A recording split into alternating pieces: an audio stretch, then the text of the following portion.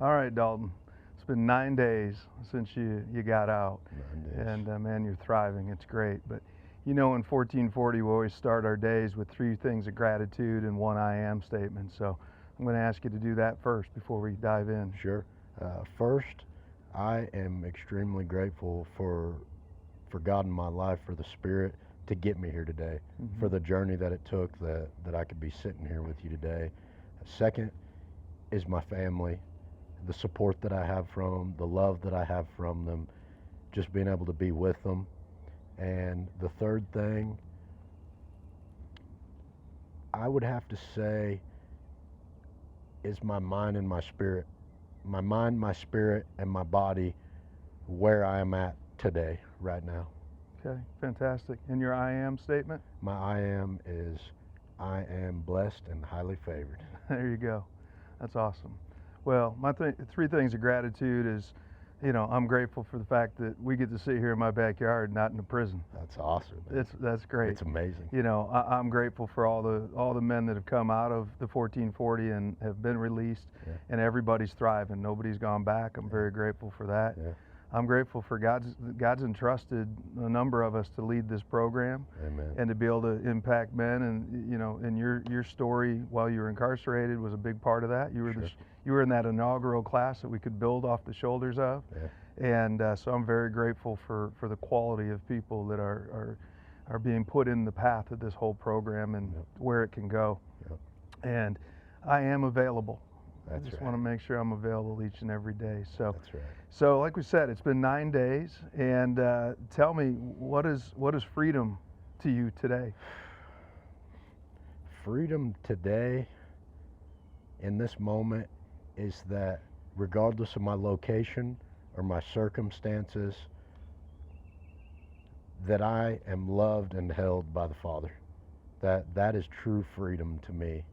That it doesn't matter where I'm at or what I'm doing, that I know that I have a relationship with God. That's awesome. That is true freedom. Yeah. Because at that point, everything else is secondary. The problems become less. You know, the struggles become less because I've got everlasting life. There you go. That's awesome. So I know you've been pretty darn blessed with your family and the environment you're coming out to. Sure. Not everybody has that. But what surprised you the most about these first 9 days? The lack of structure is probably the biggest surprise that I've had. Okay. The lack of time management in people around me and the lack of structure in what they do. That's probably the biggest thing that I've noticed. Good. And how much small things are very big things to them, or at least what I perceive to be small things. Yeah. That's probably the biggest Give me an surprise I've had. example. So somebody cutting somebody off in traffic, or somebody not, you know, stopping when they need to, or not using their signals when driving, you know, people, dishes to come home to, things that are just in your everyday life that are very, it seems to be, at least around the people that I've been around in these last 9 days, that seem like these huge issues that they get so worked up over. And in my mind, it's like, it's okay. These are very minute struggles. Yeah, perspective matters a lot, doesn't it? Yeah. So does unlimited choice feel a little overwhelming versus, you know, in confinement, you didn't have as many choices? And you've told me the story about when you first came home, everything you had was in a bag. That's right. You know, and you'd get something out, you'd use it, and then you put it back in the bag, right? But your family had a house ready, and they wanted to buy you clothes, and they wanted to do all that, and you're like, hey, I don't want to be ungrateful, but slow the roll on this just a little bit. Tell me a little bit about that. I would say, you know, the unlimited choice is amazing on one end of the spectrum of it. Yeah. It is amazing that I can pick whatever color and whatever material and whatever style that I want to. So having that is extremely, it's amazing. It really is. So I've enjoyed going and looking at all those things. I would say that in those moments, it creates more difficulty because you have more of those options. Yeah. I would say also, though, it's not really a level of stress to making that decision. I wouldn't say it's stress.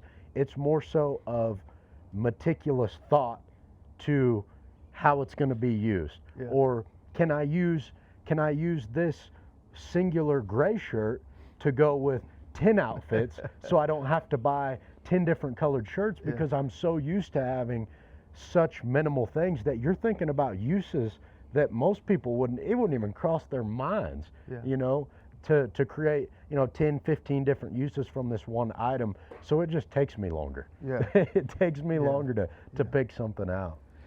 Yeah, it's, you know, have you got on Netflix yet? I personally haven't. My family, I just let operate that for now. They've turned on some things. But to be honest, I watched one movie. Yeah. I've watched one movie since I've been out. It was late at night. My sister had a movie she's been wanting to watch, and so You guys watched it? I sat down and watched it. It's just crazy that you can see thousands of movies and you can't find one you want to watch. Wait till you run it's into that. amazing. It's great. You know, so what, if anything, about prison, it's kind of a weird question, do you miss? I'll tell you the one thing that has really stuck out to me, and I actually thought about this morning, because I called a guy who I consider to be very close with, that I spent a lot of time with while I was in. And so this question was actually in my mind this morning. Really? And the one thing that I miss is that it was a very tight group of men that will gravitate to each other, who are determined to use that 1440 in your day as wise as we can. And when you are surrounded by that 24 hours a day where you're never apart, and then suddenly you're not with those people, and having those similar perspectives, that similar mindset right alongside you every day, day in and day out, that is something that I've felt myself missing immediately. That reminds me of, you know, show me your 5 closest friends and I'll show you tell you who you are, right? So that's awesome. So when you first entered prison, who were you? I was undisciplined. I was ego-driven. I was gifted with talent in areas that I failed to see. I was loose with my morals. I had a lack of integrity. I was driven, but I was selfish. My desires were selfish, so my drive, and combined with those other qualities, it dimmed my light a lot. Wow. It dimmed so my light. in that light, do you feel like you were imprisoned even before you were incarcerated? Absolutely. That's cool. I think that's a real, I think that's insight, that's something we see all of us battle, right? And understanding that. So where were you with your faith before you ended up in the system and starting to go through things? I would say simply, I was a believer, but not a follower. Okay. You know, I grew up in and out of church. I was familiar with Jesus. I was familiar that he died for our sins and that he was resurrected on the 3rd day. You know, kind of your basic foundation principles. Right. I knew. I remember times whenever I was young, my older sister and I, every once in a while, we would read together in the Bible growing up, but it wasn't a priority. And the words in the Bible were, in my mind, I don't want to say hollow, but they were more of a cliche. Sure. They were more of a cliche than like, hey, apply these things, learn these skills, and actually apply them. It's a guide. And I didn't understand that at the time. Okay. So would you say that when you went in, I know you told me when you first went into jail, the first thing you did is read the Bible for the very first time from cover to cover. Cover to cover. So would you think that as you went in and as you started this whole journey, that your faith was more survival based or it was more surrendered? And what did that process look like? Flat out, I was scared to death. So survival. It was. I would label it as survival for sure. The surrender didn't come till later, but I was scared to death.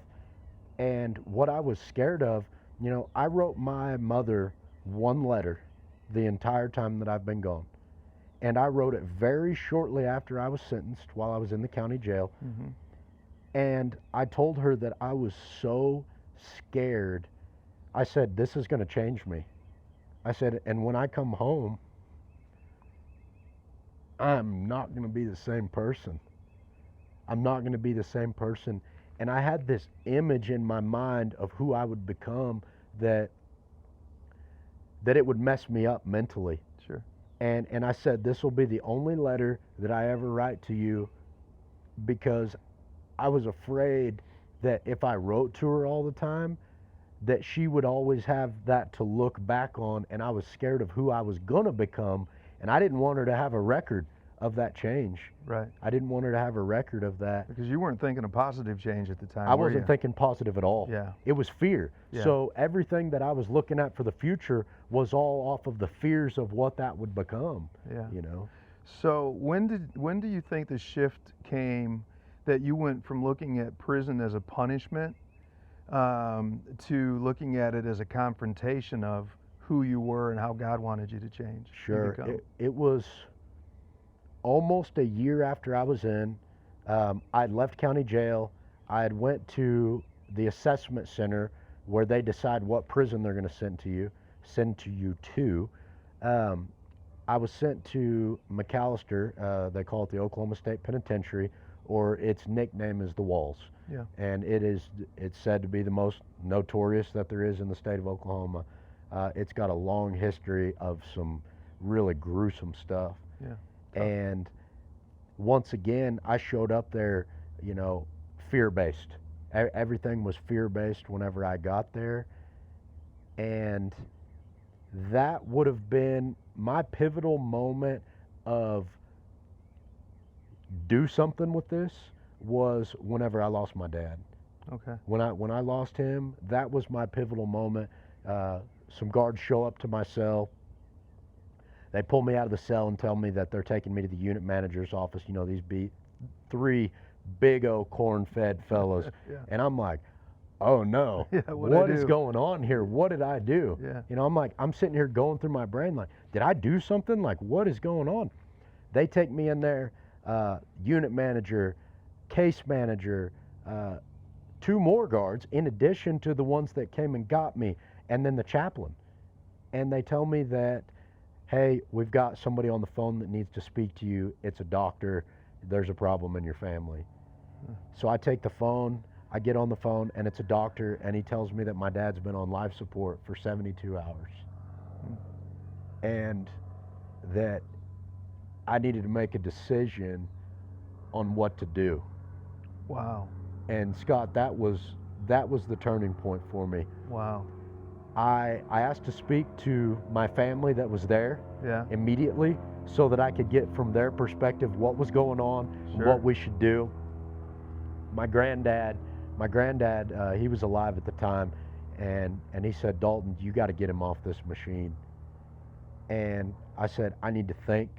And I went back to, I got off the phone, I told him that I'd call him back, I got a contact number, and I went back to my cell, and I think I hit that door for probably 20 minutes straight with everything I had, with everything I had. And this is an example of the lack of control, right, of my emotions at this time. And after I got done beating on that door, I felt like I had released enough to where now I can think. Okay. And so I put thought to it for maybe 30, 45 minutes, and I called the guard back, and I went back in there, and I told him to take my dad off the life support. I prayed over him. That was one thing from reading that Bible cover to cover in county that I had captured, and I had understood that if he's not in a position to ask for forgiveness, I have the opportunity to stand in place for him. Wow. Because at that point, I couldn't bear the thought of him not obtaining everlasting life, you know? Wow. So I prayed over him, and they took him off life support. And it was at that moment that I knew that I've got to use this time as best as I can. That's amazing. And that was it. So is that about the same time that you would say you stopped being your inmate number, or did that take a little time after that? I felt like a number every single day that I was at McAllister, because they make it a point for you to be a number in every way. I mean, it's degrading. Yeah. It is degrading. Every time I left the cell, you're getting stripped. One article of clothing is coming out of the bean hole at a time. They're going to go through every item. When you're done, they're going to have you squat, cough, and turn. Then, and mind you, your cellmate is in there with you too. Sure. When that gets done, they'll hand you your boxers back. They're going to let you come out of the cell in your boxers. They're going to let you get dressed, and you're getting belly chained. Your hands are chained to your belly. You've got chains on your ankles, and that is any movement that you're going to take. You're going to be chained that way, and you're going to do that process every time you leave the cell. How do you, man? That's just that's taken away all integrity. Every bit of it. I mean, that's probably the point, right? Yeah, I mean, it those is. are bad places. It is. You know, how did you deal with that? Because I can compare that to society attacking somebody on social media and trying to imprison them, right? I'm trying to make that connection. Absolutely. So in a really severe environment, how did you learn to deal with that, or to compartmentalize it? I'll tell you quite frankly, do you remember me telling you that one of my identities going in was ego? Yeah. And that ego is Stripped what away. I used to combat it. I used it to combat it because I felt like, you're not going to take this away from me. Okay. You're not going to take this away from me. I am a human. I am not just this. No matter how much you degrade me, I'm going to own it. I'm going to own it, and I'm going to go through it. And that was where that kind of trajectory started, was you can only degrade me so much, but in my mind, at that time, my ego was still so high that it was like, I will combat this with this. So in that moment, you were still dealing with your environment. God was in your life more than he had been before. That's right. But you were still taking that on you. Oh yeah. The person, the man, right? I had learned the word. You know, I knew some of the word, and I was growing. Yeah. But at the same time, that change doesn't happen overnight. Yeah, no, it's a it's journey not and a overnight. process. So I was still battling selfishness, ego, pride. I felt like I did have something to prove, because there are so many people with life sentences there, and they have nothing to lose. So if one of them wakes up one day and they're having a bad day and they decide to take your life, then they have nothing to lose by it. Can't end up worse. So I did feel like that I had a sense of pride and ego of, you're not going to cross me with people like that, or I'm going to react. Yeah. Because I felt like I had an image to uphold. Sure. I learned later on that there was a much better way to go about that. But at the time, being a young, I was, 20, 21 years old at that time that I was there. So I was using that ego as an image to create an image and a name for myself. Well, you told me on our walk earlier today that day one you had somebody in a chokehold, an arm bar, because in an arm bar, and because I'm thinking about it from movies. Yeah. And they're going to be tested, like, no, that's real. Yeah. It's extremely you had to establish your heart. It is extremely real. And then those people remember that they have a lot of pride too. Sure. And they have an image. So immediately after the fact, I was like, oh my gosh, I just messed up. Yeah. Because now they're going to come jump me, because he's going to feel like I just got the better of him, and he's not going to like that. Or he's going to go get a weapon and make sure that he uphold this new guy, this young kid isn't going to come in here and do this to me. Man, that's incredible. So I'm going to say some words, and I just want you to tell me what comes to mind, okay? Yep. So the first one is love. My driving force. Okay. Identity. Growing. Okay. Purpose. Focus. Freedom. Always. Okay. How about Jesus? My King and Savior. Yeah. So who's the Holy Spirit to you today? Everything. Everything. The Holy Spirit is my guide, my friend, my father, my educator, my decision-making process. It is at least in my greatest attempt, because I still make errors. Sure. I still make errors. I still have emotions. I still battle the flesh. Sure. But what he is he is who I can turn to when I'm in that battle. Because the battle's always coming, right? Oh, the battle's never going to end. Always. At least from my experience, the battle, I expect the battle. This world is full of evil spirits. Yeah. Right? Yeah. And it is a spiritual warfare that we're dealing with. That's right. And so on that, there's spiritual warfare everywhere around us all the time. Every moment. But in a prison, I would think that it's even escalated. Oh, man. So, when did you get a sense of, walk me to that point when you got a sense of the Holy Spirit's conviction in your life and that started to bring comfort to you inside? Sure. Versus that reaction and beating on a door, right? I'll tell you exactly when that moment was. Okay. And that was the day that my unit manager called me into his office to leave the Oklahoma State Penitentiary. I'd prayed for it every day. Scott, I was laying on my bunk in the nights crying. I'm not going to say every night, most nights. I was a grown man, or at least at the time what I thought was a grown man, laying on my bunk, and I would cry, man. A lot of the times you're going to sleep at that place with your boots on and tied. And the reason is because there's guys, some genius guys, by the way, that can pop the cell doors open. Yeah. And if they get out, they'll come run on in you at night. Now, granted, most of the time, there's got to be a reason for that. But I was praying constantly for God to get me out of that place. Because they told me when I got there that I was going to be there for the entirety of my sentence. Wow. So mind you, I had that mindset throughout this time that this is where it's going to be for all of this time. So when my unit manager called me into his office with no expectation of me leaving, this was out of the blue, calls me in and he's like, hey, you are eligible and I want to get you out of here.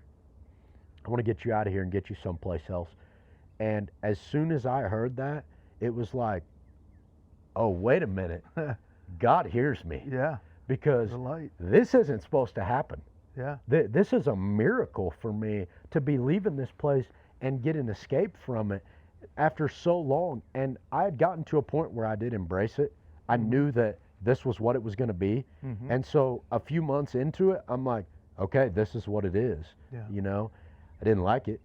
Yeah. But that was the moment where God became a comfort. And it's funny because it wasn't until, and this is the funny thing about us humans, is that I didn't feel like I received his comfort until he did something that in my eyes was enough.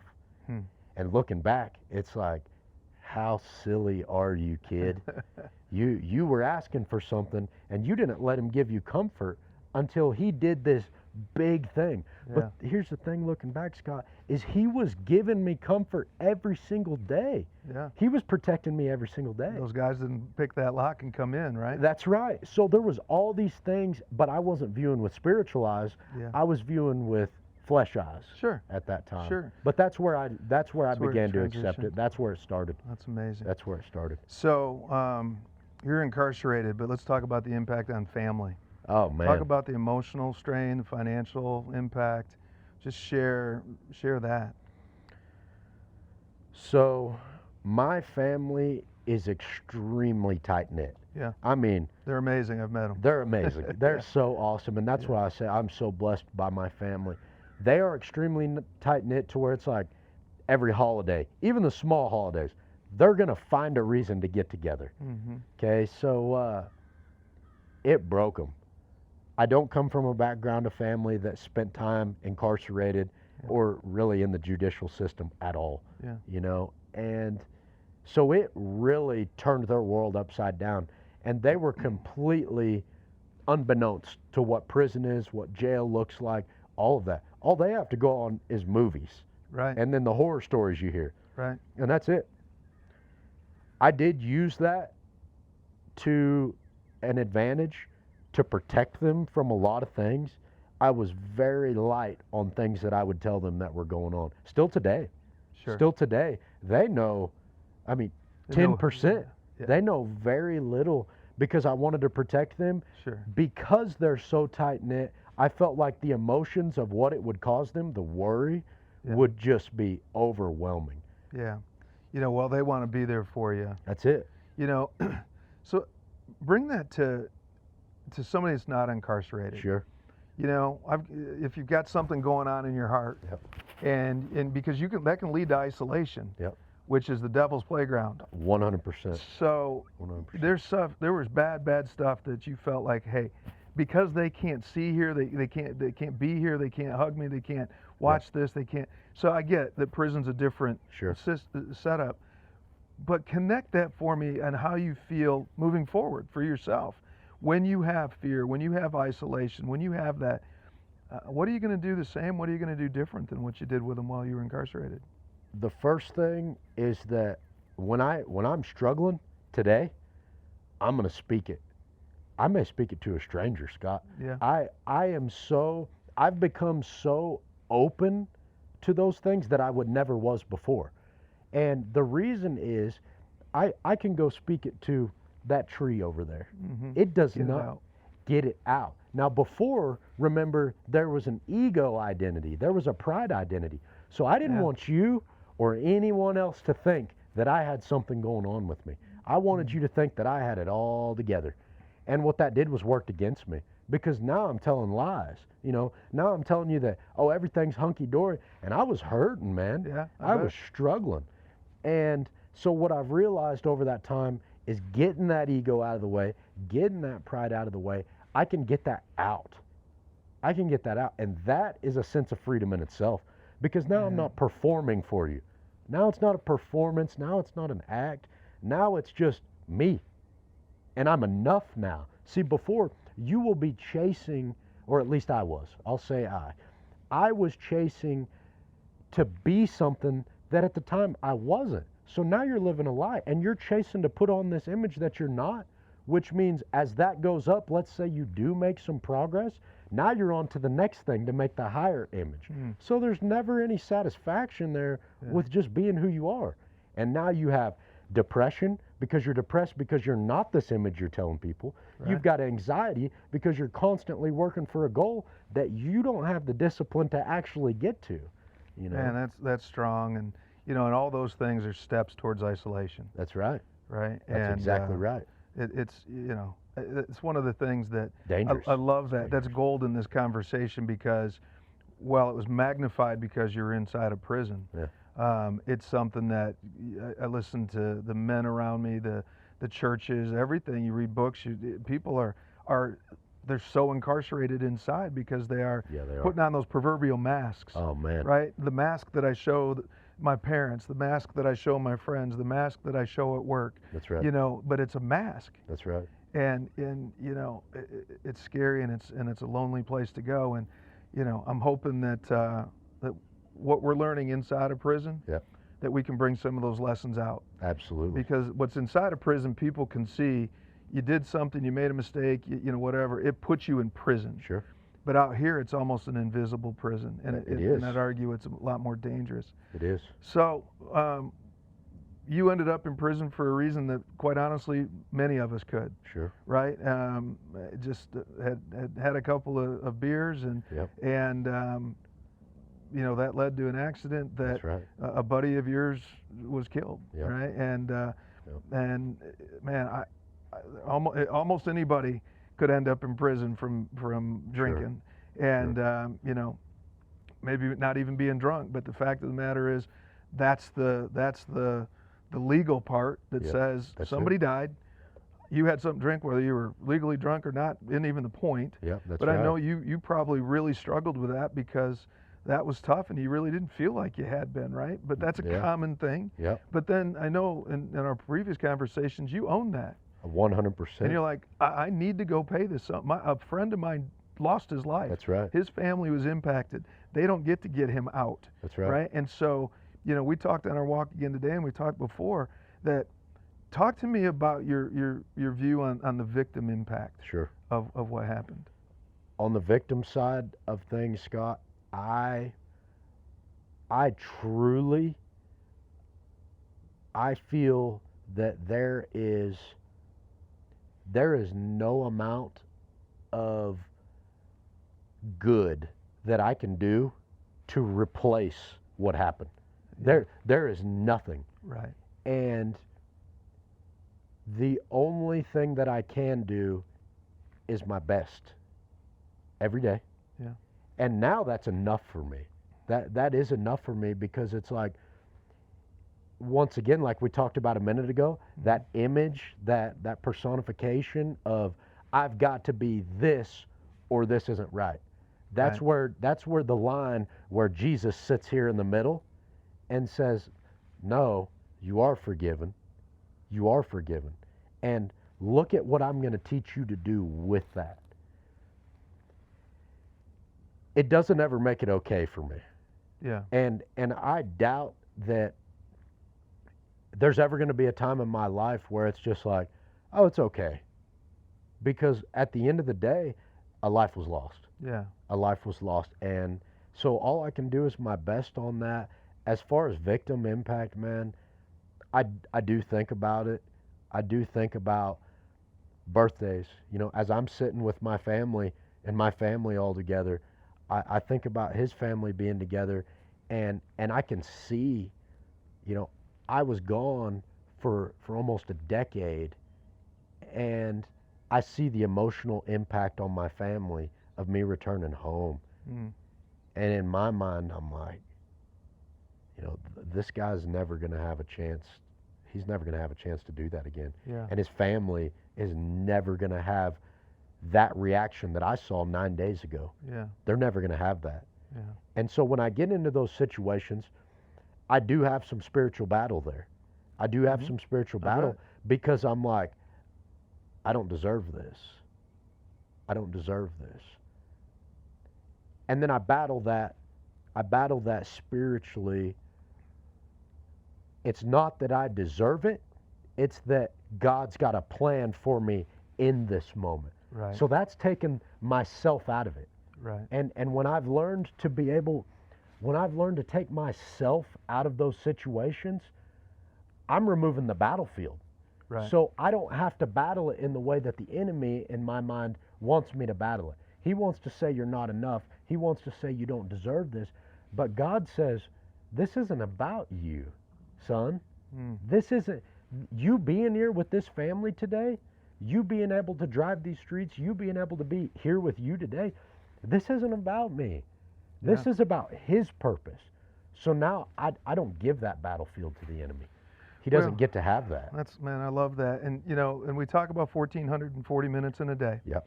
You know, and there's a series of those minutes that day that caused all of this. Caused the loss of life, caused the grieving, caused you to spend almost a decade in prison. You know, and those minutes have been spent. They're a gift, as we talk about every single day. Absolutely. You know, and I think one of the things that all people fear is that when a loved one is lost, that they're going to be forgotten. And so, you know, probably the greatest gift is that you spend some of your 1,440 minutes that are gifted to you each day praying for their family. Amen. Praying for him. That's right. Saying, look, I can't take those back. I wish I could, but I can't. Yep. But learning how to properly spend your 1,440 minutes. So, you know, so you went from, I read the Bible when I got put in jail to, man, you are a strong, strong Christian. It's my You're foundation. a disciple. It's your foundation. So at any point in time as you were going through that process, and we talked about some of it, were you ever angry with God? Sure. Yeah. Sure. Yeah. Many times I was upset. Many times I was upset, you know. I'm like, and once again, this is that battle of, when we talk about the flesh, you know, like I was just explaining, to where when the enemy comes to me and he says, you know, you don't deserve this, he will also say, you do deserve this. You see what I mean? So there's a flip side to that in the way that the enemy works, where he's like, you deserve to be free right now. You know, you deserve to be out there. Yeah. And how those are those lures that he'll use to get you off kilter, because if I figured out that I won't let you get me on this battlefield, he's going to try to build a new one. Sure. So I would get upset with God sometimes saying, God, you're in here training me. You know, I'm learning your word. I'm getting mentally stronger. I'm studying. I'm learning all these things. You're using me for this work to build up all these guys around me. Sometimes as a follower, sometimes as a leader. Like, you are giving me so much, and you are growing me so much. Let me out so I can do this, you know? Yeah. I was getting my body in the best shape I could. I was doing everything I could to grow in every way that I could do it. And I was upset with them because it wasn't on my time. It wasn't on my time. God, I'm ready. Yeah. And that's that self coming back into it, where I had to remind myself again, hey, this isn't about you. And what I would do to combat that is I would remember that selfishness and not putting others ahead of me is what got me in that situation that night that I lost my friend. Cody Grantham had, and that was his name, by the way, had I not been selfish, had I put the needs of others to even say, hey, if it's even one beer and I get in this truck, you are at risk because I'm not at my best. Yeah. I'm not at my best. So it was kind of like all these things that had happened started becoming wise to battle these different kinds of battles. It was like I was building up combos like a boxer does. I was building up a combination, you know, that night of that selfishness might have been my left hook. You know, that time at McAllister that I was okay with getting stripped down that day because I wasn't going to be just a number. That was my right hook. I was building this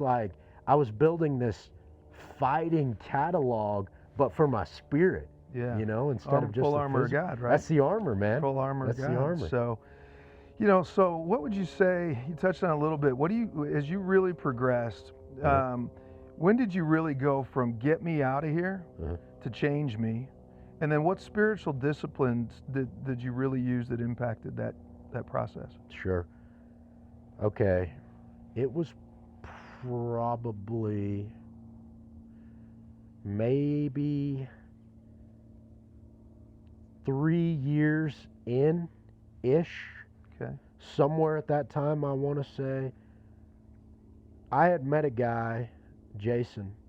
I'd met a guy named Jason, and Jason was one of, if not the biggest spiritual influence in my life. A total stranger. Like, he had studied so much, and I saw how disciplined he was in this environment. I saw how he navigated conversations, how he navigated struggles or hurdles that would come up in there. And I was like, I need to learn that, because he was balanced. He was balanced, man. It was like he was never too high, he was never too low. He just had this balance about him. So I had started studying with Jason, and I had started going to church. I went to church at McAllister. You know, I was slowly building up to this point, but it was like that few year mark in where it was like, this is way more important than my mind or my body, because I was working on building all three of them. Yeah. And then I noticed that, like, my mental studying, reading books, nonfiction, informational stuff, that would get at the top. Or I would get so physically focused that would get at the top. And after going to a church for a while, I had known enough about the word that people started asking me. Okay. They're like, hey, explain this to me. Okay. And once again, this is the coolest part, is that it wasn't because of me that I really made that full, like, big change where I'm following now. Yeah. It was because of other people. So you started learning about shepherding first. That's right. Somebody shepherded to you. That's right. And then you started to learn about discipleship. That's it. And then you started to learn about being bold. Yep. And then that armor that we talked about a little bit ago, I think you learned that man, if I'm gonna live in that, and that's how people are gonna see me and know me, then I got to maintain that armor. That's it. I've got to maintain it by how I respond instead of react, That's it. which was the young version of you, right? That's it. I got to maintain that armor when that enemy is attacking me. I got to know, okay, well, is it the breastplate of righteousness he's hit me in? Is it the helmet of salvation? Yeah. Is it the belt of truth? Where am I getting attacked? But then I think the other thing that you said earlier on is I started to put these guys around me, right? They were also spiritual warriors. That's and so your army was there. And now when you've come out, you have all of us that are that way, right? I've got battalion after battalion now. So, it's pretty amazing. John 8:36 says, so if the Son sets you free, you will be free indeed. Amen. Right? So even though it took 9.5 years to get physical freedom, it sounds like you started to experience that spiritual freedom about year 3 or so. Okay. And then James 1, says the testing of your faith produces steadfastness, right? Amen. So that was that early stages. Yes, and then I'm sure it was tested after that. One of the questions I had, but I think I know the answer. I'm going to have you answer it anyways. Yeah. Did prison finish something for you, in you? Oh, yeah. It did, didn't it? It finished. It was like I went in as a raw piece of metal in the ground that thought it was a diamond, mind you. Mm-hmm. And it stripped me of everything in my mind. Mm-hmm. It stripped me of everything until I became the sword. Yeah. You could use his word. Spirit. Yeah. I became a warrior, but not for me, not in the physical sense. I became a warrior for God, and it gave me integrity. So I look at I consider myself to have 2 founding character qualities that I can constantly refer to. First one is love.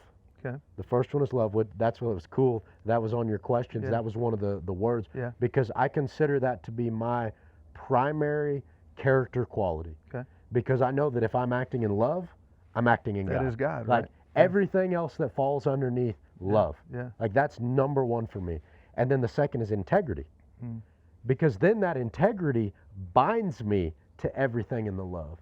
That binds me to it. So it really developed my integrity. Partly out of fear. Yeah. Because if you lie, cheat, steal in there's going to be physical repercussions that can go all the way to the loss of life. Like there's no, it goes all the way there. Yeah. So partly of it was fear. It was like, okay, if I owe you 50 cents on something, you're going to get your 50 cents.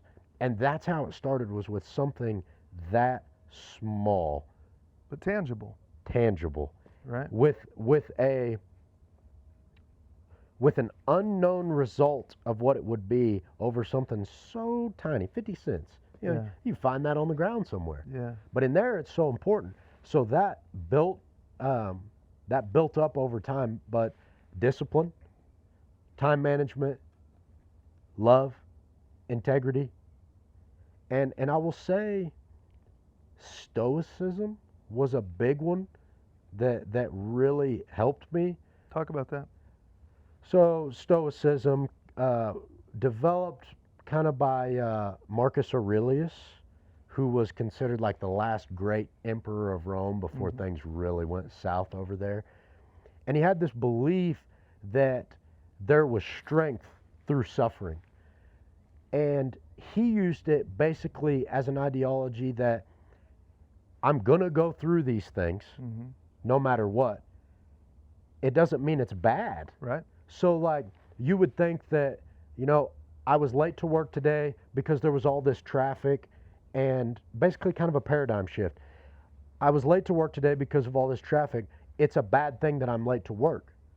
But just as easily as it could be a bad thing that you were late to work, could just as easily be, on the other hand, that it was a good thing you were late because Susie, the soccer mom, ran a stoplight that day, and it would have timed out just perfect that you were in the middle of that stoplight had you been on time today.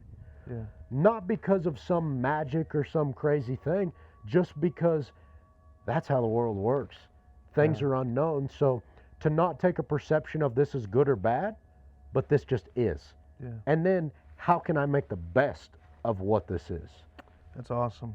You know, there's a spiritual warfare that we all face. Yeah. Right. I mean, Every and the enemy's really, really good at it. Yeah, he is. Right? He's the best at it. He was the most powerful angel cast out. Yep. Right. And it's always made sense to me that if Lucifer was in the kingdom, Yeah. he knows about that perfect God, that perfect kingdom, That's and it. all of a sudden his ego got involved, and he There was it is cast again. out, Yep. and he has no way Yep. to ever go back. Yep. No wonder he fights so hard and Yeah. wants to take us out, because we're so loved by God.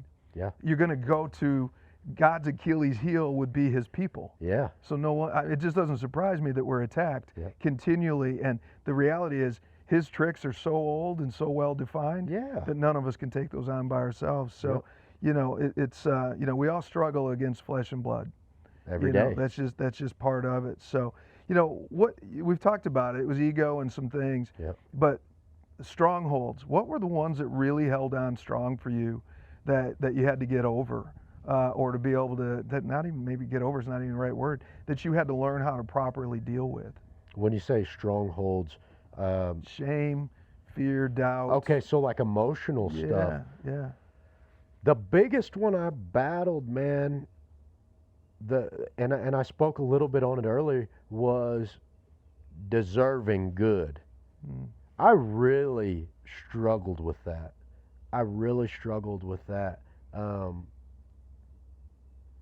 I would still feel excitement when I got some good or whenever good things happened to me, but then there was that voice in the back of my head that said, well, your buddy that was in the truck with you the night that you got in a wreck with, he's not getting this slice of pie today. You know, he's not getting to, even this was even while I was in. This was while I was in, is that he doesn't get to do this. And also it was a weapon against me and a weapon I could use at the same time. Like it was this back and forth double-edged sword of like, I would be complaining and upset about something, and then I'd say, yeah, but you have your life and somebody else doesn't. So who are you in your mind? This is me having this conversation with myself. Who are you in your mind to be upset that you're locked in this cell? So it was a real superpower for me. But on the other side of it, when I would get something good, it would be like, yeah, but do you really deserve this? And that's where I would take it to God to battle that whenever it was the enemy coming against me. Just think about, you know, early on when you first went in and you didn't have that real relationship. You're learning, but you didn't take it to him first. No, right? I didn't. How many times, and we've all done it, that when we don't have that relationship with God, our first response is a reaction. Absolutely. And we try to take it on. Even simple things. All the time. We get a cold and the first thing we do is go take medicine. Shouldn't the first thing we do is take it to God? That's right. I still battle with that. I know. That's still a battle, and it's one that I know is never going to fade. That battle is always going to be there. Or facing a problem and I'm like, I got to figure this out. I still battle with that, man. And I know that I will. I know that I always will have that to go against. That being said, I think I spent a lot of time battling with a fear of not being enough, you know? I battled the fear of not being enough. Common for all of us. Yeah. And it's like, there are times where I've got to sit back and just be like, dude, you're doing enough. You know, all the calluses, I mean, because in my mind, it's like, you can still go further. So that's an example, even today, that I'm still dealing with. It's like, you got to go further. You got to climb higher. And even that can be a weapon against you. Oh, absolutely. That can be a weapon against you, because when you start thinking like that and you start thinking of, I got to do more, I got to do more, I got to do more, you're setting yourself up for failure. Well, that's the enemy. It is. Because God's never putting that in your mind, right? No. Because he's saying, if you're walking If you let me be the lamp of your feet, That's it. right, and you walk out in my purpose, That's it. then I'm going to entrust you with things. But I believe that you know these full armor God bracelets, Never right? forget them. And but I believe one of the things that we have to understand is that God didn't design this to do by ourselves. That's it. He put brothers and sisters around us. He wants that relationship with us. Yep. He doesn't want us to be able to do it by ourselves. But somewhere along the line, if we weren't designed to do it ourselves, and He's not asking us to do it ourselves, when we hear this, but if you can't do it yourself, you're not good enough. Yep. Well, that's not God. That's not God. That's completely, the enemy. So that's the enemy taking something that God said, I want you to have people around you. Yep. I want you to lean into me. Yep. And then the enemy says, yeah, but if you can't, then you're the only one out here that can't do it. There's something wrong with you. So let's talk about the what you saw in other men, because so what separated the men that changed for the better, and those who didn't? What did you notice there? Those who gave up, those who didn't. Scott, I do not know. At least of if we were going to talk about let's say the top 10. If we were making a dream team, and you were going to pull all these guys out of prison, let's look at it like an NFL draft, and you were going to say these are the top performers in this bad environment. Yeah. The very first thing, and this is the absolute 100% truth. This isn't a cliche or anything like that. It was having the Spirit. I'm telling you. And it wasn't just man, maybe that guy's a little different. It wasn't like that, dude. It was night and day. How they dealt with the time, their mental clarity, their focus, everything they did, that was the number one thing. It was hands down. That was the first and foremost thing. And I think it's because the mental strains of going to grocery stores and having a job and handling bills, all that is removed in there. Right. So you don't have to worry about those things, right? The stuff you have to worry about is life and death, that's your biggest thing in there is is somebody going to stab me today? Am I going to get in a fight and die today? And I think that having that spirit whenever you're facing those fears daily, over and over and over and over, to where it's almost like a desensitization in a way. When you're facing that and you have the Spirit, when you can figure out that it's okay if I die today, that is where it's everything else becomes kind of not that big a deal. And I think that's why it was such a surprise to me walking out whenever everything's a big deal to people that I'm around.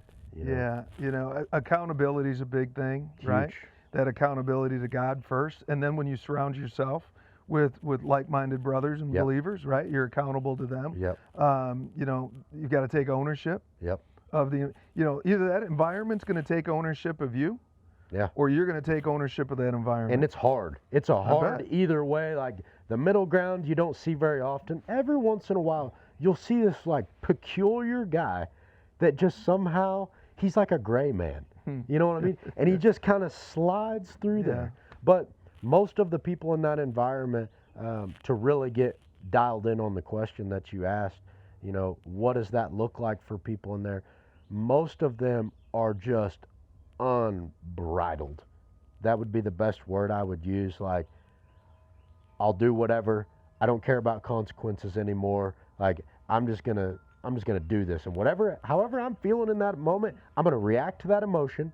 And that's what it's gonna be. Just a raw nerve. Just raw. Completely just raw. Whatever happens, happens. So I got to think, with the guys that are really transforming, because we see this in class all the time. Oh, yeah. I mean, over that 8-10 months that we've got people in class, the transformation's unbelievable. It is. It's. I mean, we see guys give up addictions.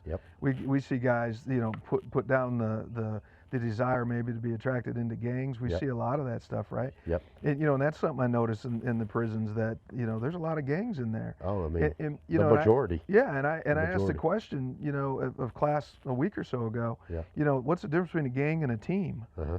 right? And it's really the mission. That's it. That's 100% it. Because both of them are a desire to be part of something, a desire to have purpose, and That's I it. think it even comes back to a desire to be loved. Oh, 100%. So- Especially in a place where you are not getting love. Yeah. No, Yeah. I won't say nobody.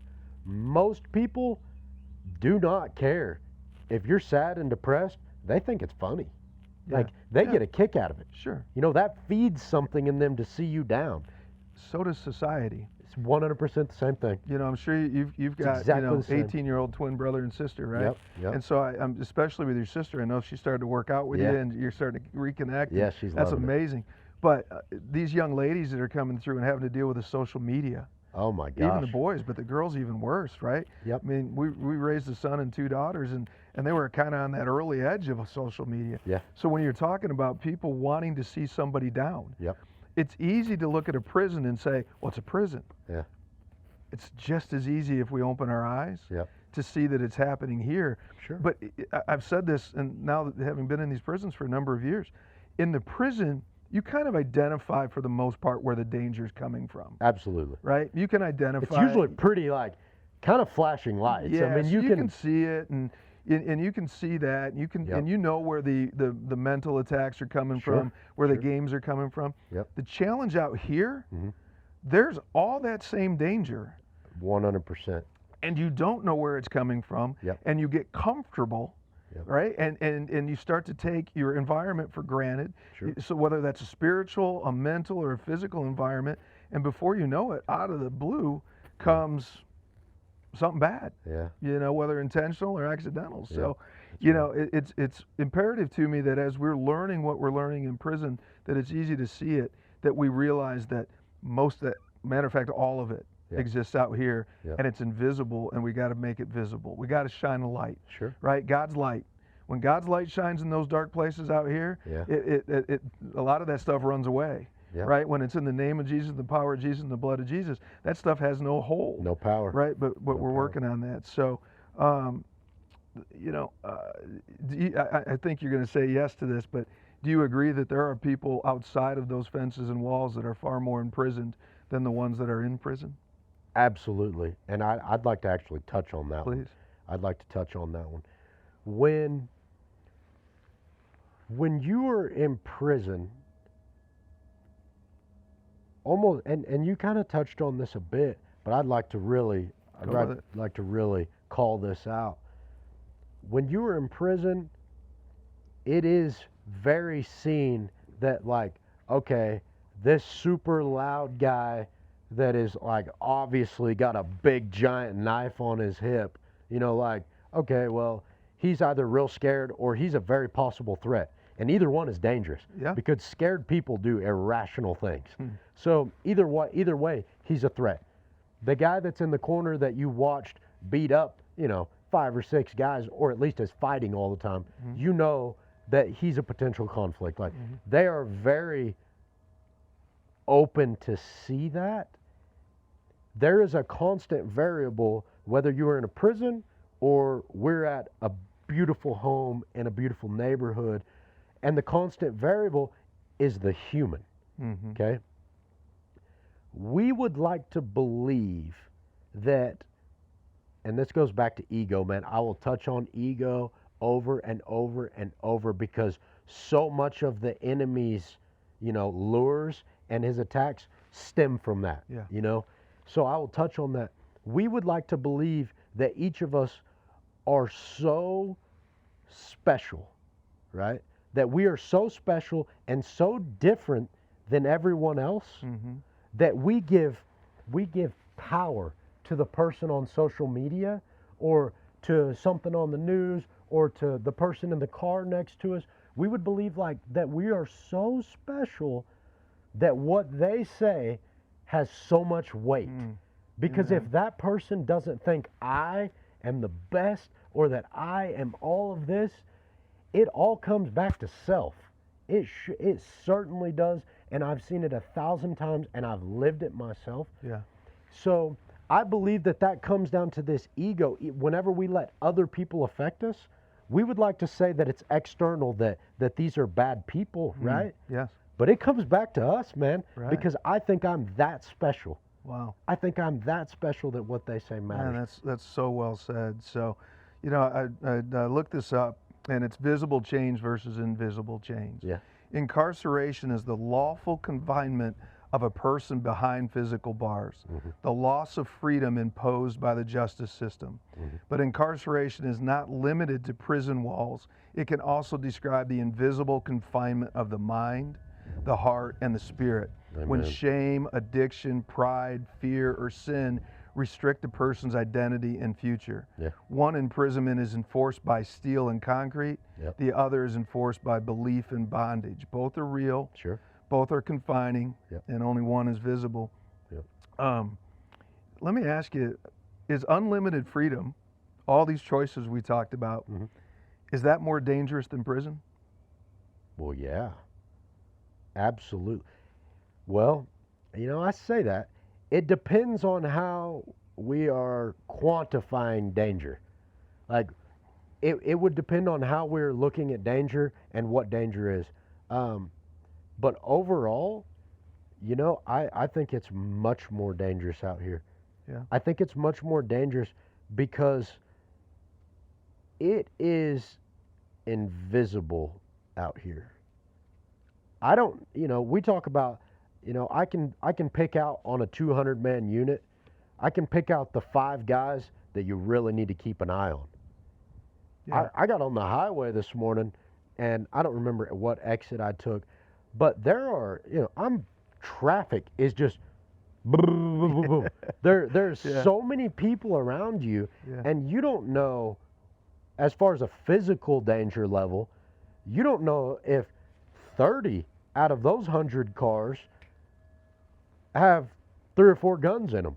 Yeah. Or if there's some nut job inside there that's just going to decide to start spraying. Yeah. So in a physical sense, it is so vast and you can't see it. At least I know in a prison that everybody there has the potential to make high risk decisions, and everyone there has the potential to do something to cause harm to somebody else in some way. Yeah. Like, because you don't end up in prison, even regardless, like in my situation, yes, it was an accident. I didn't intend for that. But that also meant that I'm a high-risk decision maker because I got in a vehicle after doing something that I shouldn't have been doing, or that was against the law. Yeah. So I think I know the answer, but your answers are so great. What breaks invisible chains? How do we break invisible chains? How do we shine a light? Sure. How do we help people identify that we all have invisible chains? Sure. The first step of that, and I would tell everyone this, is number one, read that Bible.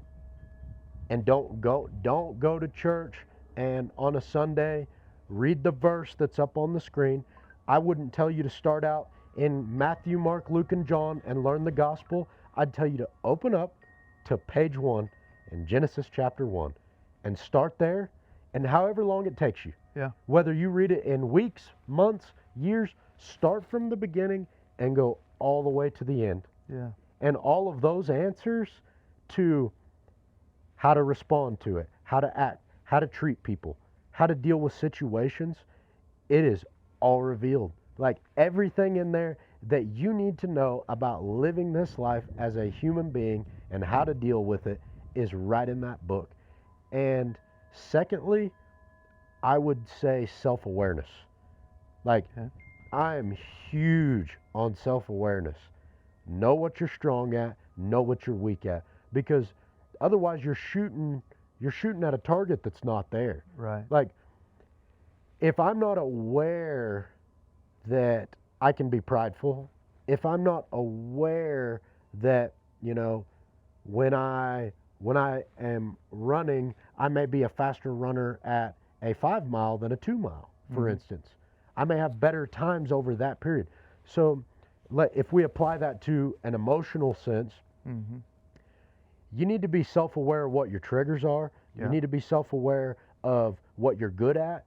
Your ego. Yeah, because like I said, you don't know what to build on if you don't have that awareness of what's going on in the first place. Yeah. You know? You know, you've talked a lot about ego, and as you're talking about self-awareness, you know, ego's not necessarily a bad thing. Like I said, it can be a good thing. Yeah. I could mentally go to a place where I'm not going to be dehumanized because of that ego. Mm-hmm. And it all comes back to balance in my thing. You look at it like a compass, you know, and you've got your true north, and you can get all the way this way in an extreme and all the way this way in an extreme. That was a lesson I learned from my buddy Jason that I'd met, and that really was pivotal in changing me, my spirit, and really being a part of that walk that God put in my path, is that balance of not getting too out of control one way or another. Yeah. So I should have put this word in there, but it just came to mind as we're talking. Tell me what grace means to you. Grace, to me, is God's ability to overcome sin in my life. Okay. So what that means is that, let's use diet. Diet is an easy one because everybody wants to have a better diet than what they're eating. I say everybody. Most people want to have a better diet than what they have right now. So let's say that I love candy bars, right? I like using these simple ones because we can all relate to it. Sure. Like, I love candy bars, but I'm trying to eat a little bit better and be healthier. So what happens is the candy bar becomes more important to me than keeping this body that God gave me healthy and in fine tune so that I can do his work, right? Yeah. So that sugar and that quick fix means something more to me. But whenever I do think about it in the light of saying, wait a minute, this isn't my body, this is God's body, and he needs to use this body. Yeah. Because otherwise, I would have never been born, right? Right. And that's for all of us. Right. Every single one of us, you're not here for you. It's for God. We are not here for us. It's for God. Yeah. And when you can take yourself out of it, God says, wait a minute, this is my body, not yours. Yeah.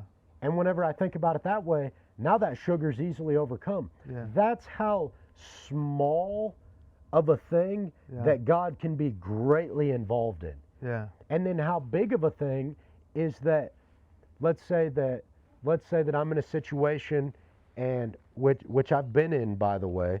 Let's say that I'm in a situation where these guys got knives and I have an option to have a knife and be a part of that, right? Mm-hmm. One, you're afraid because if I'm not a part of this right now, I'm going to have repercussions. Sure. They're going to come for me because I wasn't a part of that team at that time. Right. Or there's the option of I get into this and I lose my life while I'm in it. Yeah. Or there's a part of it where I get in this and I take a life. Yeah. So God's grace, in another example on the extreme end now, is that I know that this is such a short time, and there is one thing that every human has in common, and that's that we're going to die. Mm-hmm. We're going to die. Mm-hmm. It's what happens when we die that can change. Yeah. So strong. That example of that extreme is, okay, now God can overcome this sin, because if I go to fear says, or the enemy says, if you don't go at least be a part of this, someone's going to get you. Yeah. Or the enemy says, when you're a part of this, you're going to get got. Then it's, when you're in this, you're going to get somebody. So it's like this full lose situation from a flesh side. From a spiritual side, I say, I'm not afraid of death. That's only through God, because without God, I would be terrified of death, because there'd be nothing to go to afterwards. It's over. But I know that I have everlasting life in him, so I can say, well, what's dying? Yeah. What it doesn't mean you're going to jump into that knife fight. Doesn't mean you jump. It doesn't mean, what it means is that I can say, I'm not going to be a part of this at all, because I don't want my life for sure taken, or I don't want to for sure take somebody's life, So what that means is it gives you a different way to make decisions. When you can filter it through Him. That's it. Like, God, I can't handle this. That's it. I'm not strong enough on my own to handle this decision. Yeah. I need you, right? It comes back to that first thing. That's it. So let's talk about your preparation to get out. You did some pretty amazing things, right? You had a chance to work release and make money. But let's talk about what you did that you're really glad you sacrificed for, because it was a sacrifice in the moment. And you know, one of the things that I heard at church a while ago is, you know, what are you willing to do versus what do you want to do? Boy. Right? Boy, ain't that the truth. So talk to me about that preparation, and when you got out, the benefits to How that. far back you want to go? Let's just go back to, you know, maybe your last couple of years, and you know, you can fast forward to the end. Just to kind of bullet point. The first part of the preparation was the Word of God. And that was number one, and the most important and the most influential on why I'm right here today with you. The second is knowing myself and then doing something about it whenever I found the things that I wanted to hash out and grow the things that I was naturally gifted with or talented with. The third was relationships. Building relationships and understanding good relationships to build, and which ones we would just keep our relationship at a distance, at an associate level and nothing further. And being able to do that all transpired from the Word and knowing myself and what I could be a part of and couldn't. So after relationships,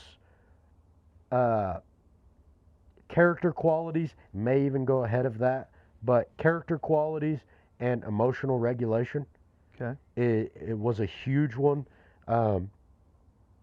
because it's like we want to tell, so like imagine your kid is out spending a bunch of money and you're like, hey, don't spend money on that.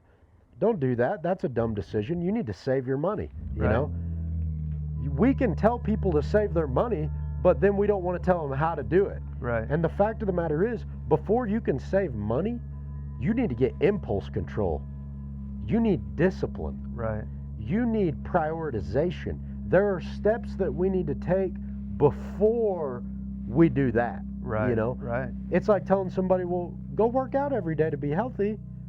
Wait a minute. What does a workout look like? That's right. There are preliminary things that we need to do in order to meet that goal.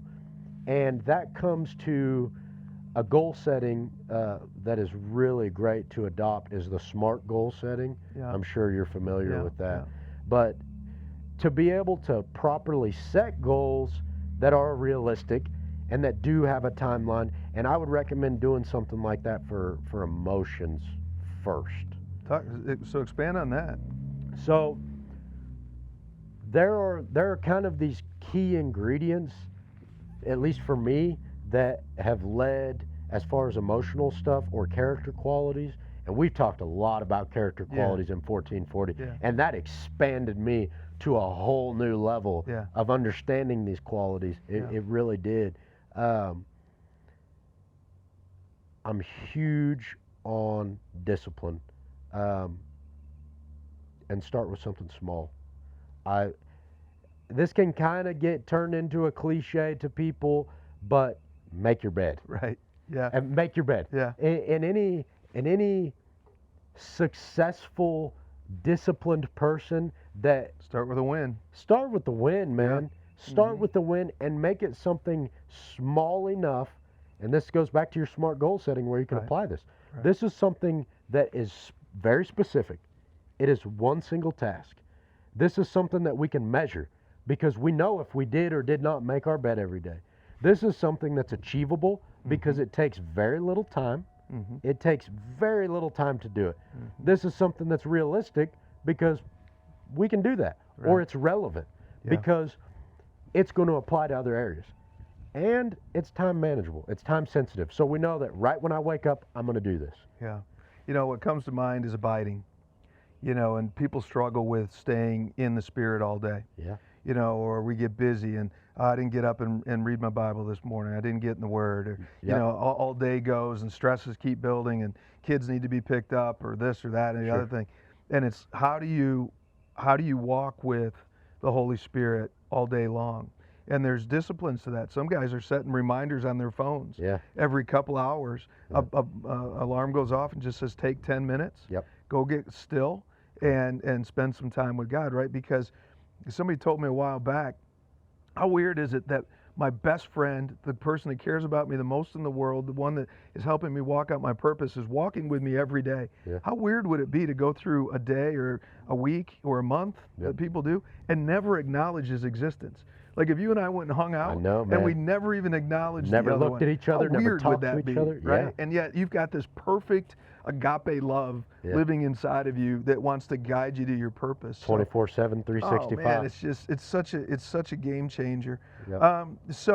But when you got ready to get out, you got out of 1440. It was called Imagine Freedom at the time. You got out of that. You got down to a work release deal. You went and got your electrical training, right? Correct. And then you took a job. Correct. And you're getting paid. Correct. And so you're still incarcerated. And a lot of guys would take the money they got and they go buy T-bones and they go buy all this stuff. All kinds and you of junk. saved every dollar and just said, look, I'm gonna have a savings when I get out, which is a huge reason why so many people go back to prison.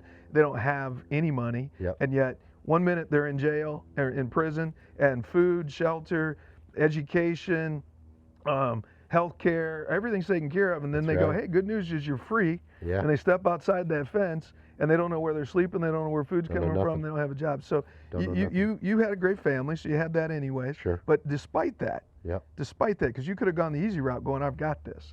You saved all your money up. I did. And you even were able to get you paid all your DOC fines before you got out.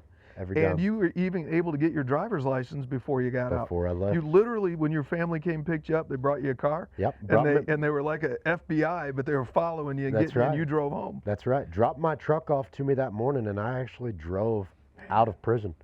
Actually drove out of prison. And that's like the finished product, So like, well, of that season. That's right. That is the finished product of that season. And it was all of that groundwork before of those, some of those qualities that I was talking about, that by the time I got to where I had more opportunities, it was like throughout that time, I took every single class that was available. I mean, I got enough certificates. I could fill a wall up with them, man. And most of them, they weren't requirements. They weren't things that I had to do while I were in there. Shorten your sentence necessarily. No, they did nothing for me in that sense. I couldn't even obtain days. I had enough credits. Like if I could apply credits how other people could while I was in, I would have been out in like 2 years. I would have been out like that. And so what happened is it's like how we talk about making your bed in the morning. All of those things stacked up over time. So I took all my college courses that I could. I took all of these certifications. I took everything. And then whenever I got the opportunity to go lower security, I had trained myself in that way of, if it's available for me to better myself in any way, I'm going to do it. There you go. And so they didn't have any college once I could go lower security. All they had available was trades. And this is kind of like that, like, I was never trying to plan to be a tradesman. But this was an opportunity, which in my mind meant it was a path. And so not only did God give me a path, he even gave me an option of like, okay, I'm going to give you a trade school and you get to decide what trade you're in. So to me, that was a gift in itself. Then he gave you a job. Then he gave me the job. So I took what was available, and it is a life lesson outside of prison, because it's like everybody has some kind of opportunity available if you're looking for an opportunity. If you're looking for it, an opportunity is going to come up, and you got to seize it.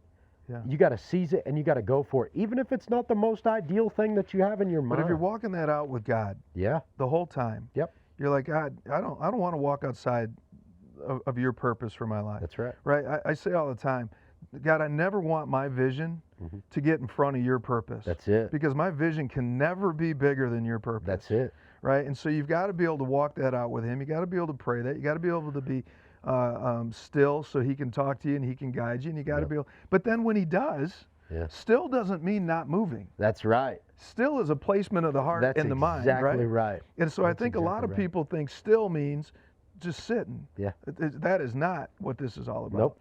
So let's so you get out, you have all that.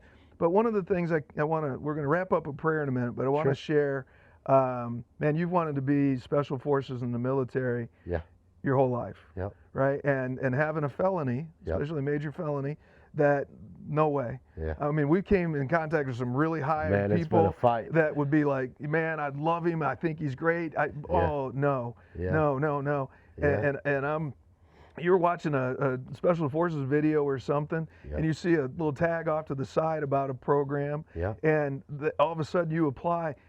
Take it from there to what this is going to look like, because this is your immediate future coming up. It is very close. I mean, we are just a little over 30 days out from my first evaluation, and it is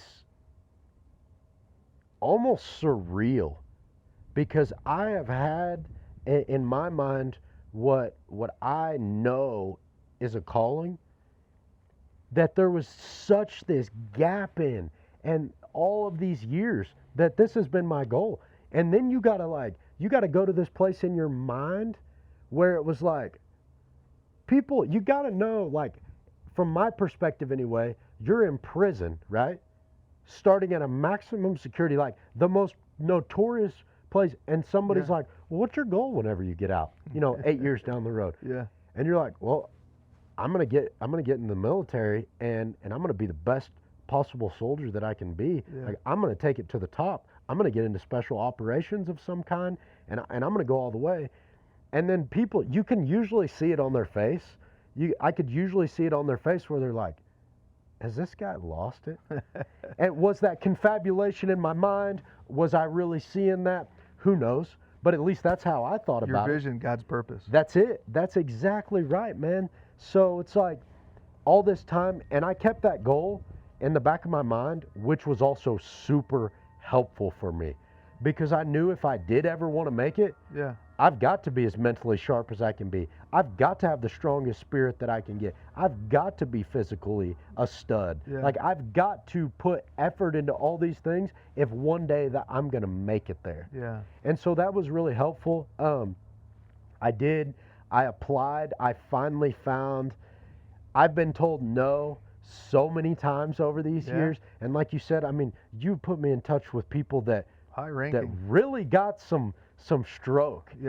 And I mean, it was like it just happened, and I find this thing, and I apply for it, and for the first time, I'm always expecting a no. But I'm always faithful for a yes.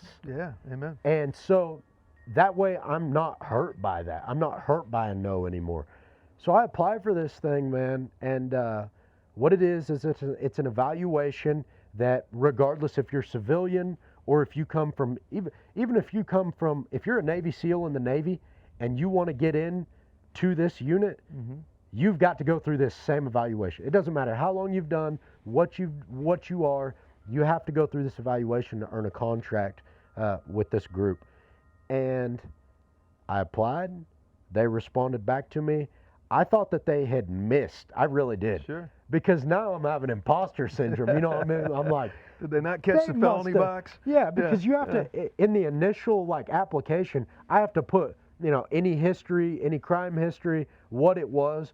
And so you're labeling what my crime is on there, and you're like, okay, here we go again. But I got to try. I got to try, right? So I fill it out. They respond to me, and they're like, okay, we're going to begin your initial interview process. Like, we got your application. Keeping in mind, you're incarcerated still. I am still in prison, in the Department of Corrections while I'm filling this stuff out, man. I'm at work filling this stuff out at work while I'm at my job. And so I'm like, I'm going through all these motions. I'm trying to keep up with my job at the same time. And because it's not like on the unit, I don't have the ability to sit. It's like you don't have computers where you can sit and do this. I'm doing this on a work phone while I'm working, trying to get this done, and using my lunch breaks and any 15-minute breaks I've got to go through and answer these questions. So they send me the interview. We go through this whole process of trying to figure out, first of all, how to do the interview, which was super cool process, by the way. But I go through this first interview, and I send it in. I send it in to them. I'm like, okay, they're gonna know if they missed it the first time, because you told them in all those open-ended questions. Every single open-ended question that I answered on there was 100% from prison experiences. Yeah. Because it was my training grounds. Sure. It changed me in entirety. I became a new person there. And not to mention, it's the only experiences I've had in my adult life have been in prison. So I didn't have anything else to tell them anyway. Yeah. So I made sure that they recognized that. I went through the first interview, and then that's where I was like, okay, the jig's up. They're going to know. They send me my next email that I get back. They send me, and they're like, okay, you've made it to the second part of the interview. You got to fill out this stuff, do these instructions, yada, yada. I didn't tell my family that I was even filling this out. Sure. Because you get so tired. It's one thing to go through the battle and get the no 1,000 times, but getting the hopes up of your family, your friends, stuff like that, I couldn't do it, man. So I didn't say nothing to them. I get the second interview done. I get it sent in. They gave me a time window of 10 days that I would get either an acceptance or a denial. And I've come to a place where, like, I wasn't even counting the days. Like, I just let it be. I was checking my email regularly because if I did get a response, I want the people that are interviewing me to know that I'm paying enough attention that when they send me something, I'm going to be there to respond. And these are all these qualities that I built up over these years, man, which still amaze me. And is extremely humbling, the work that God's done. So I get the second email. They send me my response is very simple. This is your first set of instructions with a list of instructions of stuff to say and not to say, or else it's grounds for removal. You know, it's grounds for removal. And they send me my instructions of where I got to be. And my very last thing that I had to do before I was official on a roster. And it was super simple to do, but I still wasn't there. Whenever I did that last step and they gave me my basically my acceptance into this evaluation, into this program, I was like, this is wild. Like, this is cool. It was surreal, man.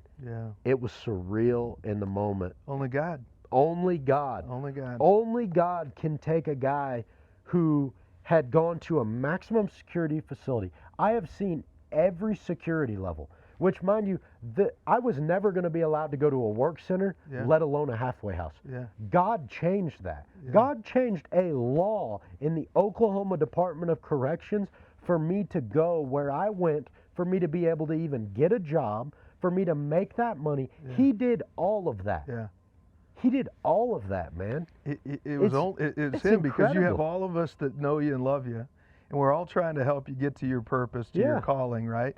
And everybody does. And like we said, we had some pretty good people with some pretty big strokes, that's right? And it just wasn't possible. But this program, in the end, to be clear, if you get through the whole thing, you end up in the military. You don't end up working for a contractor. You end up in the military. Officially, I am today, right now, I am an official trainee. That's awesome. With the potential to go as high. Again, to go as high as I can. You know, your calling, your purpose. The only way those doors open, those laws change, is because you're abiding. That's and you're living in God. Listening. With not these ears, with His ears. With that spirit of calmness. That's it. So I'm going to ask you to pray us out, and I'd like you to touch on a few things. I want you to pray over, all the people that have gone through 1440. Of course. The current class. Of course. The future of the program and the impact of the program. I want you to pray over your family and friends. I don't need to tell you how to pray over. But I would like to ask you to start want you to start with Cody and his family. Absolutely. And go from it's a there. perfect place to start. Yeah, if you would. It's a perfect place to start. Dear Heavenly Father, Lord, we give you our thanks. We give you our gratitude. We give you our hearts, Father, our minds. We just give everything to you, Lord. And we just thank you so much for the opportunity to be here together, Father, that hopefully we can reach more lives through you. God, I just want to pray. I want to pray over Cody's family. I want to pray that they have your peace, Father. I want to pray that they have your guidance, that they prosper, that they are blessed under your name, Lord. That all things that they do in your name are fulfilled. Father, that they would know and be comfortable that Cody is with you, that his life is everlasting, Father, and that ultimately they will see him again. They will be with him again, Father. I thank you so much for bringing him into my life, Lord. I thank you so much for the time that I did get to spend with him, Father, that he could shine, even after life in the flesh, Father, that he could shine in this world, that his story, that his being could be used to change millions, billions of lives, Father, that his impact would be numerous to those around him, Father, that you would give me the tools to stand in his place, Father, to fulfill every work that you would have. And Father, I just pray for your peace over his family, Lord. Father, I want to pray over the men in the 1440 program, that they learn how to use these minutes in this day, that they learn how to listen to you, Father, that they be blessed in the ways that you have blessed me, that you show them their gifts and their talents, Father, that their ears be open to you, that their eyes be open, Lord. I pray for all the men and women that are a part of this program that would come in, that their lives would be blessed, that you would give them guidance, that you would give them peace, that you would give them comfort to know that they are fulfilling your work, that it's bigger than all of us, Father, that we could grow this, Lord, that it could go further than just the prisons, Lord, that it would impact millions and billions, Father, that it would impact the world in the same way, that ultimately we could all come together as one body under you, Father. Lord, I just want to pray over the men and women that are struggling, Father, that people can hear this, that they can truly hear with your ears, Father, that it would promote change in their lives, that they would know that they're enough because they have you, Lord, that they would know that all these things of the world, the struggle, that, Father, we can overcome anything through you. Yes, Father. And we would just ask that you would give us your wisdom, that you would give us your intelligence, that you would give us your discernment, Father, that you would guard us wholly with your armor on each and every day.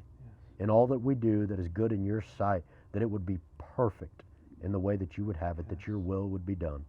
In Jesus' name we pray. Amen. Amen. Daltyn, I want to tell you something. That letter you wrote to your mom. Yeah. And you said, this place is going to change me. Yep. You called your shot.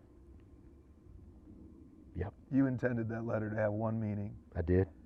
And by surrendering, God was able to give it a completely different meaning. I love you. I love you too, man. I love you too, Scott. I love you too, brother. I love you too.